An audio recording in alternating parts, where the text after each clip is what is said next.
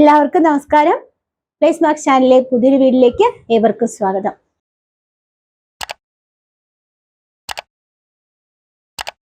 എല്ലാവർക്കും നന്ദി പറഞ്ഞുകൊണ്ടാണ് ഞാനിന്ന് തുടങ്ങുന്നത്.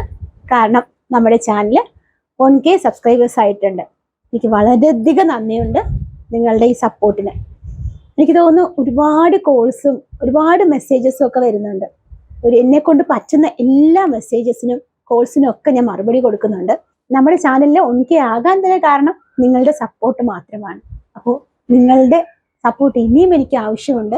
അപ്പോൾ എൻ്റെ വീഡിയോ നിങ്ങൾക്ക് ഇഷ്ടപ്പെടുന്നു എന്ന് ഞാൻ മനസ്സിലാക്കുന്നു, നിങ്ങൾക്ക് ഉപകാരപ്രദവും ആകുന്നുണ്ടെന്ന് മനസ്സിലാക്കുന്നുണ്ട്. അപ്പോൾ എന്തായിരുന്നാലും നിങ്ങൾ ഇനിയും സപ്പോർട്ട് ചെയ്യുക.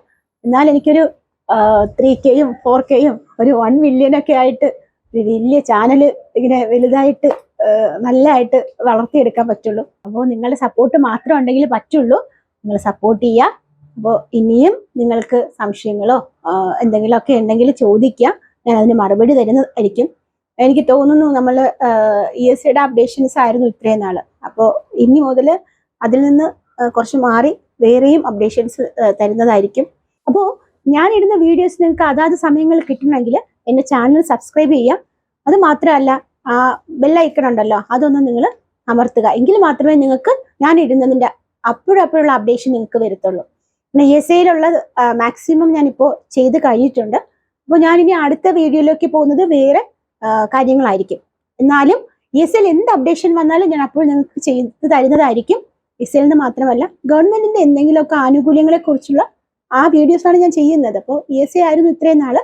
അപ്പോൾ അതിന്റെ ഒരുവിധം എല്ലാ അപ്ഡേഷൻസും ആയിട്ടുണ്ട്, ഓൺലൈൻ വരെ ഉള്ളതായിട്ടുണ്ട്. ഇനി എന്തെങ്കിലും പുതിയതായിട്ടുണ്ടെങ്കിൽ ഞാൻ അത് നിങ്ങളെ അറിയിക്കുന്നതായിരിക്കും. അതുകൂടാതെ നിങ്ങൾക്ക് വേറെ അപ്ഡേഷൻസ്, ഗവൺമെന്റ് ആനുകൂല്യങ്ങളും എന്താണ് നിങ്ങൾക്ക് പ്രയോജനപ്രദമായിട്ടുള്ള എന്ത് കാര്യങ്ങളുണ്ടെങ്കിലും അപ്ഡേഷൻ ചെയ്യുന്നതായിരിക്കും. അപ്പോൾ നിങ്ങൾ ആ നോട്ടിഫിക്കേഷൻസ് ഒക്കെ വരണമെങ്കിൽ ബെല്ലൈക്കണൊക്കെ എനേബിൾ ചെയ്ത് വെച്ചാൽ മാത്രമേ കിട്ടുള്ളൂ, അല്ലെങ്കിൽ നിങ്ങൾക്ക് കിട്ടില്ല. അപ്പോൾ എല്ലാവരുടെയും സപ്പോർട്ട് പ്രതീക്ഷിക്കുന്നു. ശരിക്കും പറഞ്ഞാൽ ഈ വീഡിയോ കുറച്ച് മുന്നേ ചെയ്യാനുള്ളതായിരുന്നു. കാരണം ഈസ്റ്ററിന് മുന്നേ തന്നെ എനിക്ക് 1K ആയതാണ്. പക്ഷെ എനിക്ക് ടൈം ഉണ്ടായിരുന്നില്ല. അതുകൊണ്ട് മാത്രമാണ് ഈസ്റ്ററൊക്കെ ആകുമ്പോഴത്തേക്ക് നമുക്ക് പള്ളിയിൽ തിരക്കും കാര്യങ്ങളൊക്കെ ഉണ്ടാവുമല്ലോ, അത് കാരണമാണ് ചെയ്യാത്തത്. ഇപ്പോൾ നമുക്ക് കഴിഞ്ഞു, സമാധാനപരമായിട്ടാണ് ഇപ്പം ഞാൻ ചെയ്യാൻ നിൽക്കുന്നത്. എന്തായിരുന്നാലും എല്ലാവർക്കും ഒരിക്കൽ കൂടി ഒരുപാട് നന്ദി അറിയിക്കുന്നു. കൂടാതെ നിങ്ങളുടെ സപ്പോർട്ട് എനിക്ക് ഇനിയും ആവശ്യമുണ്ട്. അപ്പോൾ ഇന്നത്തെ വീഡിയോ എന്ന് പറയുന്നത്, നിങ്ങൾ കുറേ ക്വസ്റ്റ്യൻസ് ചോദിച്ചിട്ടുണ്ട്, അതിന് ഞാൻ കുറേ ആൻസേഴ്സും തന്നിട്ടുണ്ട്. പക്ഷേ റീസെൻ്റ് ആയിട്ട് കുറച്ച് ക്വസ്റ്റ്യൻസ് വന്നിട്ടുണ്ട്. തിരക്കായത് കാരണം എനിക്ക് അതിൻ്റെ ആൻസേഴ്സ് കൊടുക്കാൻ പറ്റില്ല. അതുകൊണ്ട് ഞാൻ ഇന്ന് വിചാരിച്ചു ആ ക്വസ്റ്റ്യൻ എടുത്തിട്ട് നിങ്ങൾക്ക് വീഡിയോ ആയിട്ട് ചെയ്തു തരാമെന്ന് വിചാരിച്ചു. എന്തായിരുന്നാലും ഇന്ന് നിങ്ങളുടെ സംശയങ്ങൾക്കുള്ള കുറേ മറുപടികളാണ് തരുന്നത്. എല്ലാവരും കാണുക, സപ്പോർട്ട് ചെയ്യുക. അപ്പൊ നമുക്ക് ക്വസ്റ്റ്യൻ ആൻസേഴ്സിലോട്ട് പോവാം. നിങ്ങൾ കുറച്ച് ചിലപ്പം വെയിറ്റ് ചെയ്തിട്ട് കാണേണ്ടി വരും, കാരണം കുറച്ച് ക്വസ്റ്റ്യൻസ് ഉണ്ട്. അതിന്റെ എല്ലാ ആൻസേഴ്സും ഞാൻ പറയുവാണ്. അപ്പോൾ കുറച്ച് ലെങ്ത് ആയിരിക്കും വീഡിയോ. സാധാരണ ഞാൻ ലെങ്ത് കുറച്ചാണ് വീഡിയോ ഇടാറ്. എന്തായാലും കുറച്ച് ലെങ്ത് കൂടുതലായിരിക്കും. ഒന്നും സ്കിപ്പ് ചെയ്യാതെ കാണണം, എങ്കിൽ മാത്രമേ ഇപ്പോൾ നിങ്ങളുടെ ക്വസ്റ്റ്യൻസ് അല്ല വേറെ ആളുടെ ക്വസ്റ്റ്യൻസ് ആണെങ്കിലും നിങ്ങൾക്കത് മനസ്സിലാവുള്ളൂ. അപ്പോൾ ഞാൻ ക്വസ്റ്റ്യനിലോട്ട് പോട്ടെ. ഫസ്റ്റ് ക്വസ്റ്റ്യൻ ഇതാണ്: ഞാൻ വർക്ക് ചെയ്യുന്ന സ്റ്റോറിൽ നിന്ന് റിസൈൻ ചെയ്തു. ഒരു സർജറിക്ക് വേണ്ടി ഇനി എനിക്ക് ESI ബെനിഫിറ്റ് കിട്ടുമോ? ആക്ച്വലി എന്നാ റിസൈൻ ചെയ്തതെന്നൊന്നും പറഞ്ഞിട്ടില്ല. പക്ഷേ ഒരാൾ റിസൈൻ ചെയ്ത് 6 മാസം വരെ ആൾക്കുള്ള ആനുകൂല്യം കിട്ടിയിരിക്കും. അങ്ങനെയാണ് ESI ബെനിഫിറ്റ് കിട്ടുക എന്നുള്ളത്. അപ്പോൾ ചെയ്യാനുള്ളതെന്ന് പറഞ്ഞു കഴിഞ്ഞാൽ, അടുത്ത ഏതാണോ ബ്രാഞ്ച് ഓഫീസ്, ആ ബ്രാഞ്ച് ഓഫീസിൽ പോവുകയോ അല്ലെങ്കിൽ കോണ്ടാക്ട് നമ്പർ ഉണ്ടാവുമല്ലോ, നമ്പറിൽ വിളിക്കുകയോ ചെയ്താൽ മതി. എന്നിട്ട് ESI നമ്പർ പറഞ്ഞു കൊടുക്കുക. എനിക്കിങ്ങനെ ആനുകൂല്യം കിട്ടുമോ, എനിക്കിങ്ങനെ ഒരു സർജറി ഉണ്ട്, അതിൻ്റെ ആനുകൂല്യവും ബെനിഫിറ്റും ഒക്കെ കിട്ടുമോ എന്നൊന്ന് ചോദിക്കുക. അപ്പോൾ അവർ അതിൻ്റെ കാര്യങ്ങൾ നിങ്ങൾക്ക് പറഞ്ഞു തരും. മനസ്സിലായി എന്ന് കരുതുന്നു. അടുത്ത ക്വസ്റ്റ്യൻ എന്ന് പറയുന്നത്, ആൻജിയോപ്ലാസ്റ്റി കഴിഞ്ഞിട്ടുണ്ട്, റീഇംബേഴ്സ്മെന്റ് എങ്ങനെ കിട്ടും? ശരിക്കും പറഞ്ഞു കഴിഞ്ഞാൽ നേരത്തെ ഡിസ്പെൻസറി പോയോ ഒന്നും എനിക്ക് അറിയില്ല. ഡിസ്പെൻസറി പോയിരുന്നുവെങ്കിൽ എനിക്ക് തോന്നുന്നു ക്യാഷ്ലെസ് ആയിട്ട് തന്നെ അവർ ടൈപ്പുള്ള ഹോസ്പിറ്റൽസിൽ തരുമായിരുന്നു.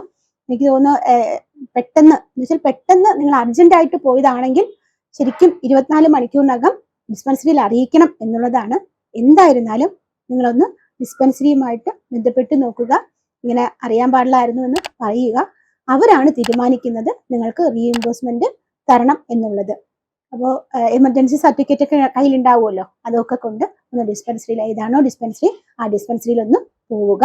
അപ്പോൾ അവർ അതിൽ ബാക്കിയുള്ള ഡീറ്റെയിൽസ് പറഞ്ഞു തരും. ശരിക്കും നിയമം അനുസരിച്ചിട്ട് എന്ത് അർജന്റ് കേസായിരുന്നാലും കൂടെയുള്ള ആൾക്കാർ പോയി ഡിസ്പെൻസറിയിൽ അറിയിക്കുക എന്നുള്ളതാണ്.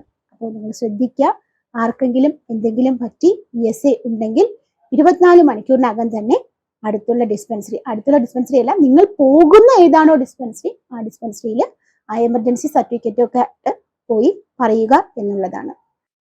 അടുത്ത ക്വസ്റ്റ്യൻ, മാം ആദ്യമായിട്ടാണ് ലീവിന് അപേക്ഷിക്കുന്നത്. വീഡിയോയിൽ കണ്ടതുപോലെ എല്ലാം ചെയ്തു. അവസാനം ഫ്രം ഡേറ്റ് ടു ഡേറ്റ് ആ ഭാഗത്ത് വെച്ച് ടു ഡേറ്റ് കൊടുക്കാൻ സാധിക്കുന്നില്ല. ഒരു സംശയമുള്ളത്, ലീവിന്റെ ഫസ്റ്റ് സർട്ടിഫിക്കറ്റ് ആണ് ഇപ്പോൾ കിട്ടിയിരിക്കുന്നത്. ഫിറ്റ് കിട്ടിയാൽ മാത്രമേ അപേക്ഷിക്കാൻ പറ്റുകയുള്ളൂ. ഇല്ല, ഫസ്റ്റ് സർട്ടിഫിക്കറ്റ് മുതൽ തന്നെ നിങ്ങൾക്ക് അപേക്ഷിക്കാനായിട്ട് സാധിക്കും. നിങ്ങൾ ചെയ്യാനുള്ളതെന്ന് പറഞ്ഞാൽ ഫ്രം ഡേറ്റ് ടു ഡേറ്റ് എന്ന് പറയുന്നത് നമ്മൾ 7 ദിവസത്തിന് അകത്തുള്ള ഒരു ഡേറ്റ് കൊടുത്തിട്ട് സബ്മിറ്റ് ചെയ്താൽ മതിയാകും. നിങ്ങൾക്ക് തന്നെ കാണാൻ സാധിക്കും. ഓൺലൈൻ സർട്ടിഫിക്കറ്റ് ആണെങ്കിൽ നിങ്ങൾക്ക് തന്നെ കാണുവാനായിട്ട് സാധിക്കും. എന്തെങ്കിലും ചിലപ്പോൾ ചെയ്യുന്നതിൽ എന്തെങ്കിലും തെറ്റ് വന്നിട്ടുണ്ടാവാം, അതുകൊണ്ടായിരിക്കാം. അപ്പോൾ എന്തെങ്കിലും സംശയമുണ്ടെങ്കിൽ ബ്രാഞ്ച് ഓഫീസ് ഏതാണോ അവിടെ ഒന്ന് വിളിച്ചിട്ട് ചോദിച്ചു കഴിഞ്ഞാൽ അവർ പറഞ്ഞു തരും. ഫ്രം ഡേറ്റ് കൊടുത്ത് 7ാമത്തെ ദിവസം ടു ഡേറ്റ് 7 ദിവസത്തിനുള്ളിൽ ടു ഡേറ്റ് കൊടുത്താൽ മതിയാകും. അടുത്ത സർട്ടിഫിക്കറ്റ് വരുമ്പോൾ അതേ കണക്ക് തന്നെ ഓൺലൈൻ സർട്ടിഫിക്കറ്റ്സ് ആണെങ്കിൽ നിങ്ങൾക്ക് തീർച്ചയായിട്ടും കാണുവാനായിട്ട് സാധിക്കും. അത് ക്ലിക്ക് ചെയ്യുമ്പോഴത്തേക്കും നിങ്ങൾക്ക് അടുത്ത സർട്ടിഫിക്കറ്റ് ചെയ്ത് പോകുവാനായിട്ട് സാധിക്കും. അടുത്ത ക്വസ്റ്റ്യൻ, ESAയിൽ നമ്മുടെ ബാങ്ക് അക്കൗണ്ട് നമുക്ക് ആഡാക്കാൻ പറ്റില്ലേ? തീർച്ചയായും പറ്റും. IP പോർട്ടലിൽ കയറുക. നമ്മുടെ എല്ലാ അപ്ഡേറ്റ് പർട്ടിക്കുലേഴ്സ് എന്ന് പറഞ്ഞിട്ട് ഒരു ഓപ്ഷൻ ഉണ്ട്. ആ ഓപ്ഷനിൽ ക്ലിക്ക് ചെയ്ത് കഴിഞ്ഞാൽ നമുക്ക് എന്താണോ ചെയ്യാനുള്ളത്, ഇപ്പോൾ ഫാമിലി ആയിരിക്കാം ചെയ്യാനുള്ളത്, അല്ലെങ്കിൽ ബാങ്ക് അക്കൗണ്ട് ആയിരിക്കാം, അല്ലെങ്കിൽ ഡിസ്പെൻസറി ചേഞ്ച് ആയിരിക്കാം, എല്ലാം തന്നെ നമുക്ക് അതിൽ അപ്ഡേറ്റ് പർട്ടിക്കുലേഴ്സിൽ ചെയ്യുവാനായിട്ട് സാധിക്കും. അപ്പോൾ ചെയ്യുമ്പോൾ ശ്രദ്ധിക്കാനുള്ള ഒരു കാര്യം എന്ന് പറഞ്ഞാൽ നമുക്ക് ഡിസ്പെൻസറി ഒഴികെ ബാക്കി എല്ലാത്തിലും നമ്മുടെ ഡീറ്റെയിൽസ് അപ്ലോഡ് ചെയ്യണം. ഡോക്യുമെന്റ്സ് അപ്ലോഡ് ചെയ്തിരിക്കണം. 200 KB താഴെ മാത്രമേ നമുക്ക് അപ്ലോഡ് ചെയ്യാനായിട്ട് സാധിക്കുകയുള്ളൂ. ചിലപ്പോൾ ഒരു കുടുംബത്തിൽ അച്ഛൻ, അമ്മ എല്ലാവരും ഒക്കെ കാണും. അപ്പോൾ അച്ഛനമ്മയ്ക്ക് ഞാൻ ഇതെല്ലാം നേരത്തെ പറഞ്ഞിട്ടുള്ളതാണ്, എങ്കിൽ പോലും ഒന്നുകൂടെ പറയുന്നു. റേഷൻ കാർഡ്, അമ്മയ്ക്കോ അച്ഛനോ ആണെങ്കിൽ റേഷൻ കാർഡ് മസ്റ്റായിട്ടും ചെയ്തിരിക്കണം. ഫ്രണ്ട് പോർഷനും അകത്തുള്ള പേരുള്ള പോർഷനും ചെയ്തിരിക്കണം. അപ്പോൾ ചെയ്യാനുള്ളത് അത് 200 KB താഴെ PDF ആക്കി കഴിഞ്ഞാൽ ആരൊക്കെയുണ്ടോ അവരുടെയൊക്കെ 200 KB താഴെ അപ്ലോഡ് ചെയ്യുവാനായിട്ട് സാധിക്കും. എല്ലാം തന്നെ 200 KB താഴെ അപ്ലോഡ് ചെയ്ത് ഏതാണോ ബ്രാഞ്ച് ഓഫീസ് അവിടെ വിളിച്ച് പറയുക. അവർ ട്രാക്ക് ചെയ്ത് നിങ്ങളുടേത് ഉണ്ടെങ്കിൽ അത് അപ്ലോഡ് ചെയ്ത് തരുന്നതായിരിക്കും. പിന്നെ അടുത്ത ക്വസ്റ്റ്യൻ, ഹായ് മാം, ഞാൻ ESA രജിസ്റ്റർ ചെയ്തിട്ടുണ്ട്. ഇപ്പോൾ ഉള്ള ജോലിക്ക് ESA ഇല്ല. കോൺട്രിബ്യൂഷൻ കൊടുക്കാൻ എന്തെങ്കിലും വഴിയുണ്ടോ? അപ്പോൾ കോൺട്രിബ്യൂഷൻ നമുക്ക് ആയിട്ട് അടയ്ക്കാനായിട്ട് പറ്റില്ല. ESA ഉള്ള സ്ഥാപനങ്ങൾക്ക് മാത്രമേ കോൺട്രിബ്യൂഷൻ അടയ്ക്കാൻ പറ്റുള്ളൂ. പിന്നെയുള്ളത് 120 രൂപ. അതെന്ന് പറയുന്നത് നമ്മൾ റിട്ടയർമെന്റ് ഒക്കെ കഴിഞ്ഞതിന് ശേഷം ജോലി ചെയ്ത് റിട്ടയർമെന്റ് ആകുന്നവർക്കുള്ളതാണ്. അല്ലാണ്ട് നമുക്ക് സ്വന്തമായിട്ട് ESA അടയ്ക്കാനായിട്ട് പറ്റില്ല. അടുത്ത ക്വസ്റ്റ്യൻ, ലോഗിൻ ചെയ്ത് കയറുമ്പോൾ ബാങ്ക് ഡീറ്റെയിൽസ് നോട്ട് അവൈലബിൾ എന്നാണ് കാണിക്കുന്നത്. Please reply. ജസ്റ്റ് വേറെ ഒന്നുമില്ല, നമുക്ക് തന്നെ IP പോർട്ടലിൽ കയറുക. IP പോർട്ടലിൽ കയറിയതിനു ശേഷം അപ്ഡേറ്റ് പർട്ടിക്കുലേഴ്സിൽ കയറി കഴിഞ്ഞാൽ ബാങ്ക് അക്കൗണ്ട് നമുക്ക് ആഡ് ചെയ്യാൻ പറ്റും. 200 KB താഴെ പാസ്ബുക്കിന്റെ കോപ്പി അപ്ലോഡ് ചെയ്യാൻ പറ്റും. അടുത്തുള്ള ഏതാണ് ബ്രാഞ്ച് ഓഫീസ്, ഞാൻ ഇതിന് മുന്നത്തെ ആ ഒരു ക്വസ്റ്റ്യൻ പറഞ്ഞിട്ടുണ്ട്, അതുകൊണ്ടാണ് ജസ്റ്റ് ചുരുക്കി പറഞ്ഞത്. നിങ്ങൾക്ക് ഫുൾ വീഡിയോ കാണുവാണെങ്കിൽ മനസ്സിലാവും. അപ്പോൾ അത് ചെയ്യുക. നിങ്ങൾ തന്നെ സ്വന്തമായിട്ട് ചെയ്യുവാനായിട്ട് സാധിക്കും. ഇനിയിപ്പോൾ സ്വന്തമായിട്ട് ചെയ്യാൻ നിങ്ങൾക്ക് പറ്റിയില്ല എങ്കിൽ നിങ്ങളുടെ ജോലി ചെയ്യുന്ന സ്ഥാപനത്തിൽ ESA നോക്കുന്ന ആരാണോ അവരുടെ ഇടയിൽ പാസ്ബുക്കിന്റെ കോപ്പി കൊടുത്ത് അപ്ലോഡ് ചെയ്ത് തരാനായിട്ട് പറയുക. ഹായ് മാം, February 6 എൻ്റെ സർജറി. ആദ്യം ലീവ് അപ്ലൈ ചെയ്തു പോയപ്പോൾ 7 ദിവസത്തിന്റെ ലീവാണ് അപ്രൂവ് ചെയ്തത്. അതിനുശേഷം ചെന്നപ്പോൾ 16 വരെ ലീവ് അപ്രൂവ് ചെയ്ത് കിട്ടി. പക്ഷെ ഓൺലൈൻ ചെയ്യുവാനായിട്ട് സാധിക്കുന്നില്ല. ഒന്നുമില്ല, ചെയ്യാനുള്ളതെന്ന് പറഞ്ഞാൽ നമ്മളുടെ എത്ര പേപ്പറാണോ ഓൺലൈൻ ചെയ്തു തന്നത് ആ പേപ്പർ എല്ലാം തന്നെ ഈ ഓൺലൈനകത്ത് ഈ IP പോർട്ടലിൽ കയറി നിങ്ങൾ ക്ലെയിം സബ്മിഷൻ ചെയ്യുമ്പോൾ കാണാനായിട്ട് സാധിക്കും. അതിൽ ഓരോന്നായിട്ട് ക്ലിക്ക് ചെയ്യുക. എന്നിട്ട് ഫ്രം ഡേറ്റ് ടു ഡേറ്റ് എന്ന് പറയുന്നത് 7 ദിവസത്തിനകത്തുള്ള ഏതെങ്കിലും ഒരു ഡേറ്റ് കൊടുക്കുക. അപ്പോൾ ബാക്കിയെല്ലാം ഇങ്ങനെ ഓരോ സർട്ടിഫിക്കറ്റും മേടിക്കുന്നതനുസരിച്ച് നിങ്ങൾക്കത് ചെയ്യുവാനായിട്ട് സാധിക്കും. പിന്നെ എന്തെങ്കിലും സംശയം ഉണ്ടെങ്കിൽ ബ്രാഞ്ച് ഓഫീസുമായിട്ട് ബന്ധപ്പെടുക. എങ്ങനെയാണ് എന്തെങ്കിലും സഹായം ചെയ്തു തരാൻ പറഞ്ഞാൽ അവർ തീർച്ചയായിട്ടും ചെയ്തു തരുന്നതായിരിക്കും. അടുത്ത ക്വസ്റ്റ്യൻ, SBI ബാങ്ക് അക്കൗണ്ട് ആണോ ലീവിന് അപ്ലൈ ചെയ്യുമ്പോൾ കൊടുക്കേണ്ടത്? വേറെ അക്കൗണ്ട് കൊടുക്കാൻ പാടില്ല.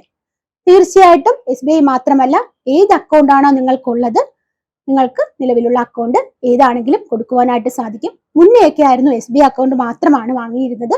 ഇപ്പോൾ അങ്ങനെയല്ല, ഏത് അക്കൗണ്ടും സ്വീകരിക്കുന്നതായിരിക്കും. നിങ്ങളുടെ ബ്രാഞ്ച് ഓഫീസിൽ നിങ്ങൾക്ക് ഉള്ള അക്കൗണ്ട് കൊടുത്താൽ മതിയാകും. അടുത്ത ക്വസ്റ്റ്യൻ വന്നിട്ട്, മാഡം ലോക്കൽ ഓഫീസിൽ നിന്ന് പറഞ്ഞു UAN നമ്പർ വേണമെന്ന്, എനിക്ക് PF ഇല്ല, ഹോസ്പിറ്റലിൽ ചോദിക്കാൻ പറഞ്ഞു, ചോദിച്ചപ്പോൾ PF ഇല്ലാത്തത് കാരണം UAN നമ്പർ കിട്ടില്ല എന്ന് പറഞ്ഞു. ശരിയാണ്. മെറ്റേണിറ്റി ലീവ് ചെയ്യുന്ന എല്ലാവർക്കും തന്നെ UAN നമ്പർ നിർബന്ധമാണ്. കാരണം UAN നമ്പർ ഇല്ലാതെ അവർക്ക് ചെയ്യുവാനായിട്ട് സാധിക്കില്ല.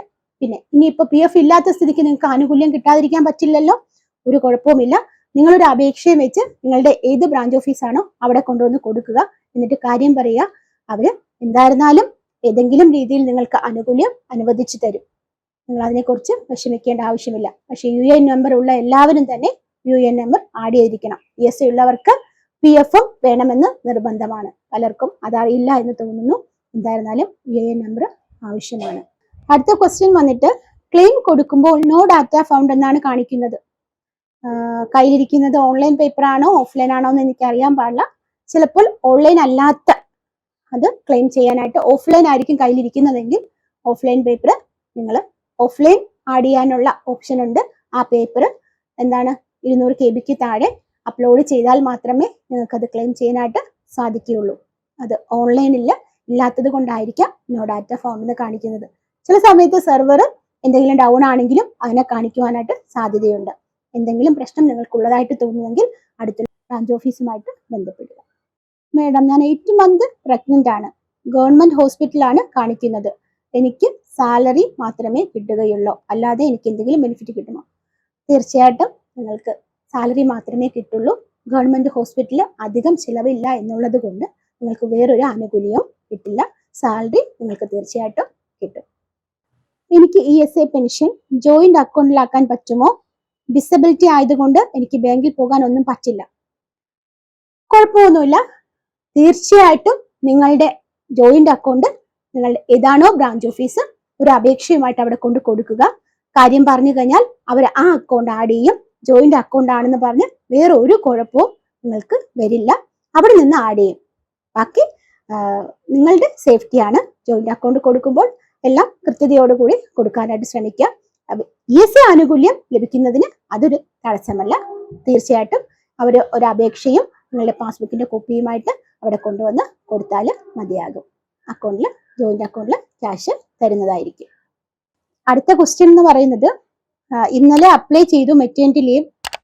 ബ്രാഞ്ച് ഓഫീസിൽ പോയി ESI ആൻഡ് PF ലിങ്ക് ചെയ്യാൻ പറഞ്ഞു. വിത്ത് പാസ്ബുക്ക് അപ്ലോഡ്. അത് കഴിഞ്ഞ് എന്താ ചെയ്യണ്ടേ? ഒന്നുമില്ല. IP പോർട്ടലിൽ കയറുക. എല്ലാം PF-ഉം ESI ബാങ്ക് പാസ്ബുക്കും അപ്ലോഡ് ചെയ്ത് കഴിഞ്ഞ് കഴിഞ്ഞാൽ IP പോർട്ടലിൽ കയറുക, ലോഗിൻ ചെയ്യുക. അതിനുശേഷം MB or SB കാണും. അതിൽ MBയിൽ കയറുക. കയറി നിങ്ങളുടെ ഡീറ്റെയിൽ എന്ന് മുതലാണ് എന്ന് വരെ ലീവ് എന്നുള്ളത് നിങ്ങൾ കൊടുത്താൽ മാത്രം മതി. അതിൽ കാണും ഫ്രം ഡേറ്റും ടു ഡേറ്റും കാണും. അതിൽ കയറി ഒന്ന് അതെല്ലാം അപ്ലൈ ചെയ്താൽ മാത്രം മതി. എന്നുവെച്ച് ഏതാണോ ബ്രാഞ്ച് ഓഫീസ് അവിടെ കൊണ്ടുപോയി നിങ്ങളുടെ ഡോക്യുമെന്റ്സ് ഏൽപ്പിക്കുക എന്നുള്ളതാണ്. ഇപ്പൊ ഓൺലൈൻ ചെയ്യുന്നതൊക്കെ തന്നെ ഞാൻ വീഡിയോ ചെയ്തിട്ടുണ്ട്. അപ്പോൾ നിങ്ങൾക്ക് കുറച്ചുകൂടെ എളുപ്പത്തിന് വേണ്ടിയിട്ട്, ചിലപ്പോൾ കണ്ടിട്ടില്ലാത്തവരായിരിക്കാം, അപ്പോൾ നിങ്ങൾക്ക് കുറച്ചുകൂടെ എളുപ്പത്തിന് വേണ്ടിയിട്ട് ഡിസ്ക്രിപ്ഷൻ ബോക്സിൽ ഞാൻ ആ ലിങ്ക് കൊടുത്തിരിക്കാം. നിങ്ങൾ അതൊന്ന് കയറി കാണും. അപ്പോൾ എന്താണ് കുറച്ചുകൂടെ നിങ്ങൾക്ക് മനസ്സിലാകും. പിന്നെ എന്തെങ്കിലും ഉണ്ടെങ്കിൽ നിങ്ങളുടെ അടുത്തുള്ള ബ്രാഞ്ച് ഓഫീസുമായിട്ട് ബന്ധപ്പെടുക. പിന്നെ എന്ത് സംശയം ഉണ്ടെങ്കിലും ചോദിക്കുക, ഞാനും പറഞ്ഞു തരുന്നതായിരിക്കും. ഇത്രയും ക്വസ്റ്റ്യൻസിന്റെ ആൻസർ ആണ് എനിക്ക് ഇന്ന് പറഞ്ഞു തരാനുള്ളത്. എന്തായിരുന്നാലും നിങ്ങൾ സപ്പോർട്ട് ചെയ്യുക. ഇനിയും ക്വസ്റ്റ്യൻസ് ഒക്കെ ചോദിക്കാം. ഞാൻ അപ്ഡേറ്റ് ചെയ്തുകൊണ്ടേയിരിക്കും. ചിലപ്പോൾ ചില സമയത്ത് കുറച്ച് താമസിക്കുന്നുണ്ട് വീഡിയോ ഇടാനായിട്ട്. എങ്കിലും കഴിവതും ഞാൻ നിങ്ങളുടെ എല്ലാ ക്വസ്റ്റ്യൻസിനും ആൻസർ തരുന്നുണ്ടെന്നാണ് എൻ്റെ ഒരു സന്തോഷം. അപ്പോൾ നിങ്ങൾ ക്വസ്റ്റ്യൻസ് ചോദിക്കാം. അപ്പോൾ നിങ്ങൾക്കറിയാലോ, നമുക്ക് പ്രോത്സാഹനം എന്ന് പറയുന്നത് സബ്സ്ക്രൈബേഴ്സ് ആണ്. അപ്പോൾ വളരെ കാണുന്നവരെന്ന് പറഞ്ഞാൽ എൻ്റെ ഒരു വീഡിയോ ഒക്കെ കാണുന്നവർ കുറേ കൂടുതലാണ്, പക്ഷേ സബ്സ്ക്രൈബേഴ്സ് വളരെ കുറവും. അപ്പോൾ നിങ്ങൾ കാണുന്നതിൻ്റെ കൂട്ടത്തിൽ തന്നെ ഒന്ന് സബ്സ്ക്രൈബ് ചെയ്ത് പോയത് കഴിഞ്ഞാൽ എനിക്കും വളരെ സന്തോഷം, എനിക്കും പ്രോത്സാഹനം. ഇങ്ങനെ ആള് കൂടുന്നതനുസരിച്ച് എനിക്ക് ഭയങ്കര സന്തോഷമാണ്. അപ്പോൾ നിങ്ങളുടെ ഒരു സപ്പോർട്ടാണ് അത് സബ്സ്ക്രൈബേഴ്സ് എന്ന് പറയുന്നത്.